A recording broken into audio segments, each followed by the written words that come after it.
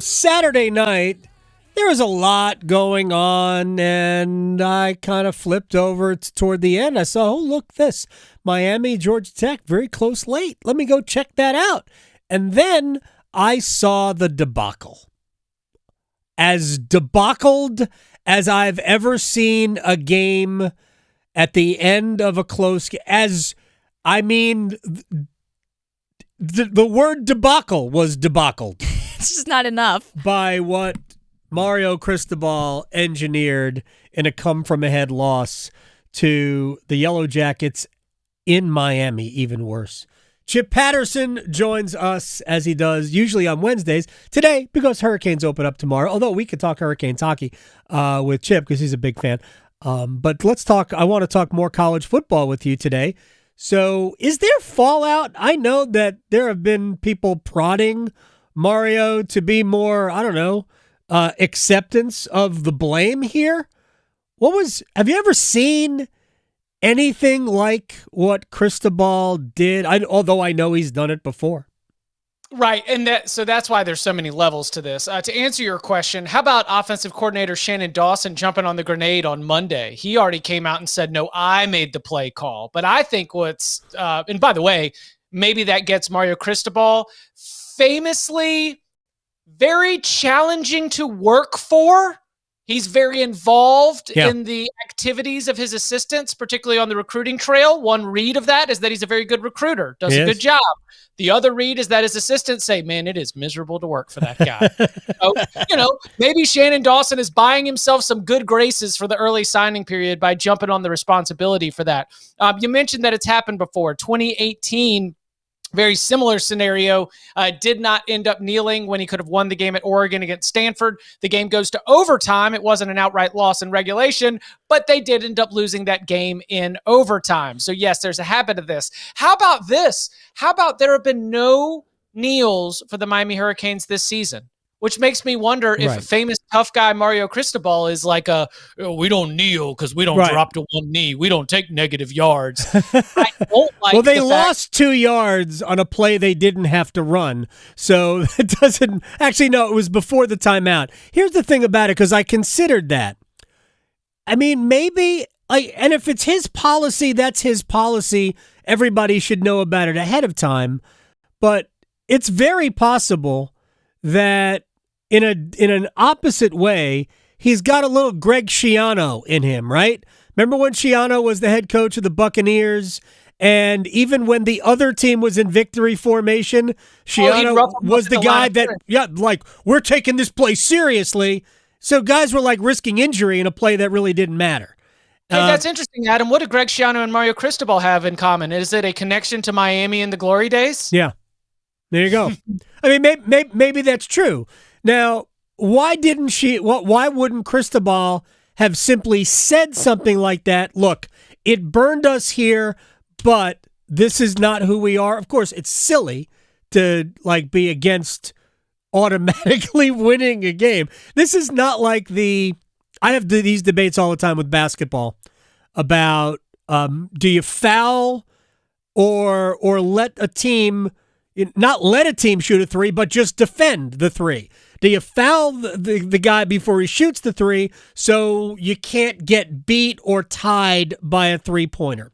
My feeling has always been you simply play it. Don't gimmick the game up by intentionally fouling somebody before they get a chance to attempt a three-pointer. Just play the game.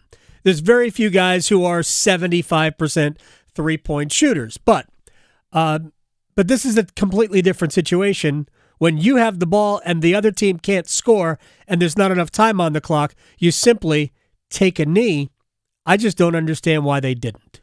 Yeah, and you mentioned about Cristobal's response. I didn't like his immediate response in the postgame of saying, we coach two hands on the ball. I mean, basically laying the blame with the player. That's no good in my book at all. He is in his Monday press conference, in his weekly hit with Joe Rose down in Miami.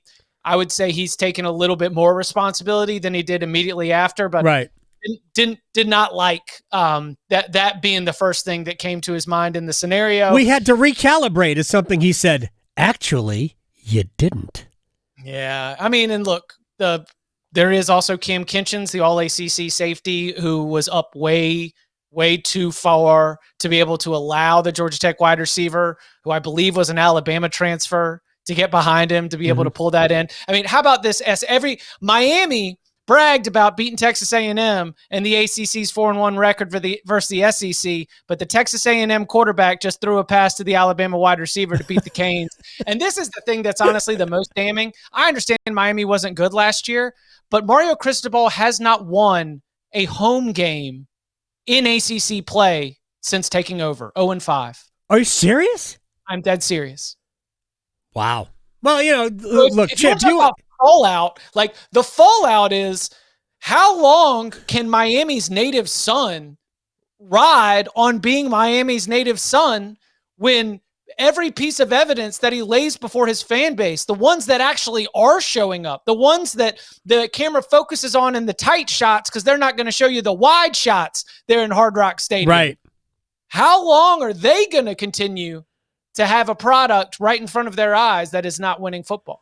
That's interesting. Well, they have an opportunity on the road against North Carolina. Real quick, because Miami is still exploring this, do you think Chaney was actually down? Did the ground cause a fumble? I understand why it didn't get overturned. There just wasn't, clear-cut video evidence.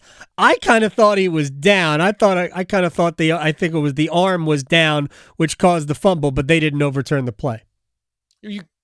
There's a difference between it was down and it should be overturned.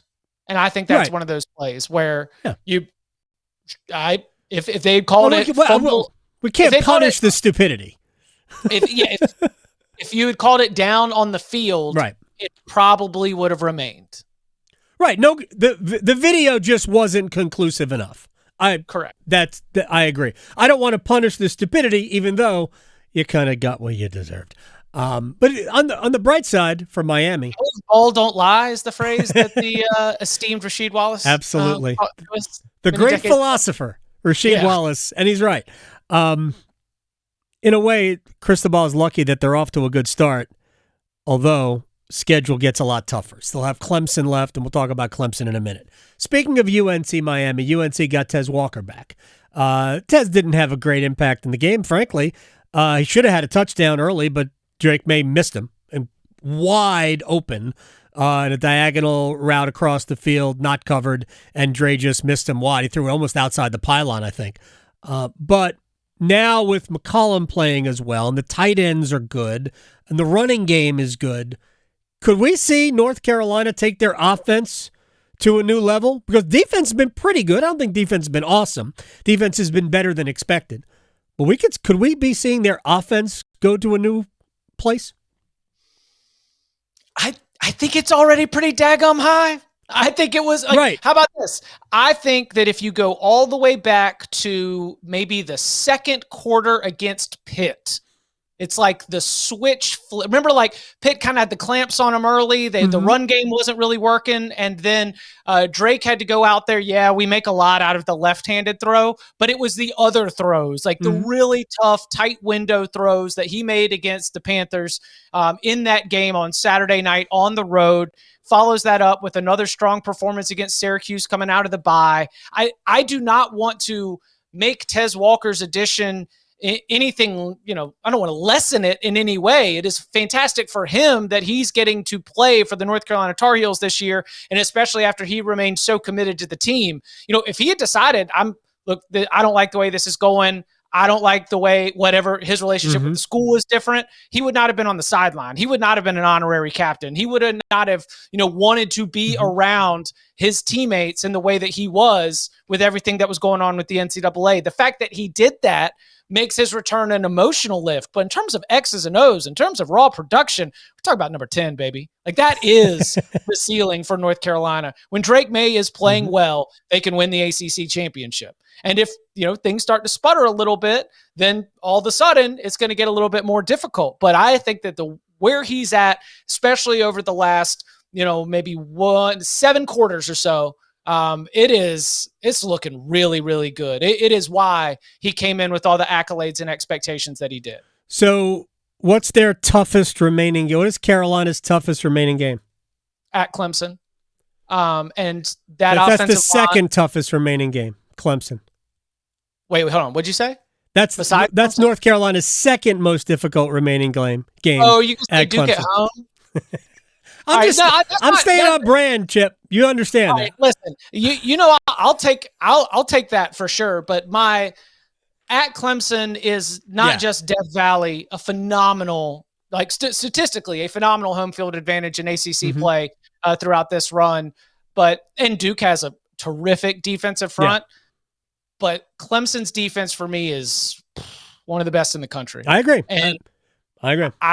I think that North Carolina offensive line, that will be a challenge in Death Valley in a third and long scenario to be able to hold off a defensive front that has as many different dangerous pieces. I mean, they just trot Xavier Thomas out there for like 15 to 17 snaps a game, and he ends up with seems like 10 sacks in those 15 to 17 snaps. I mean, you just have so much specialized talent, and they're doing a good job with that group in Brent Venable's absence.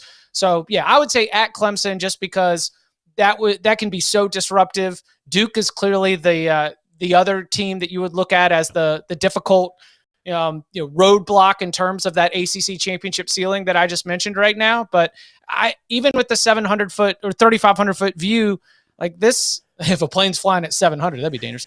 Very dangerous. I think that Florida State and North Carolina felt like they were worlds apart after week 2.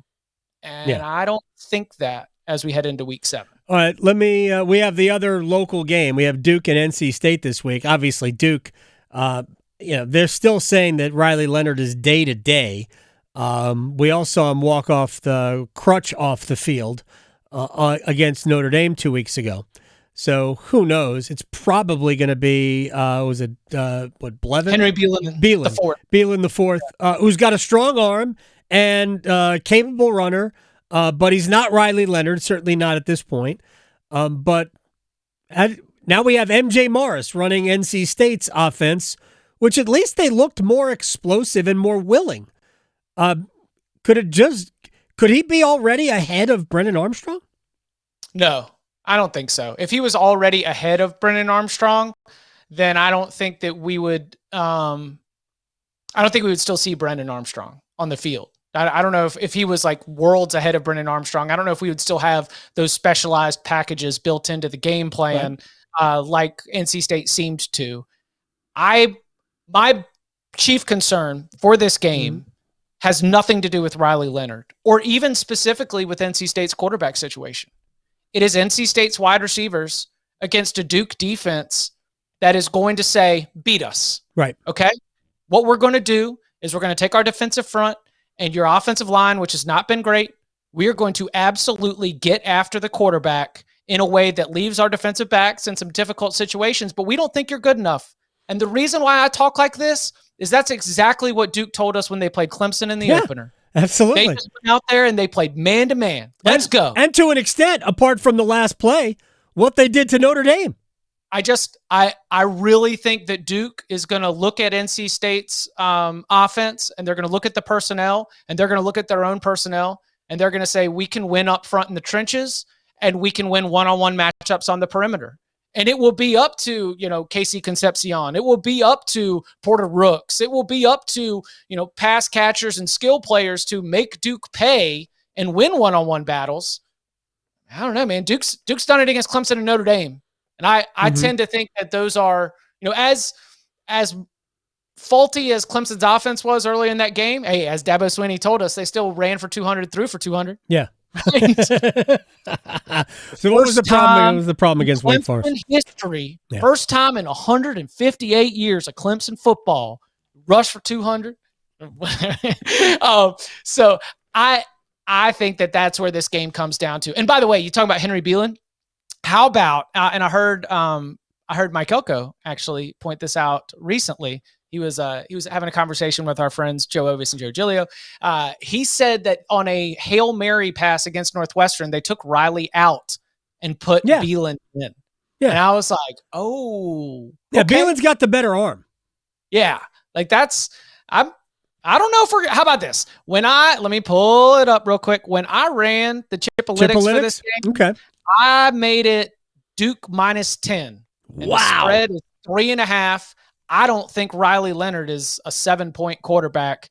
I suspect that Duke will be able to win that game by a touchdown.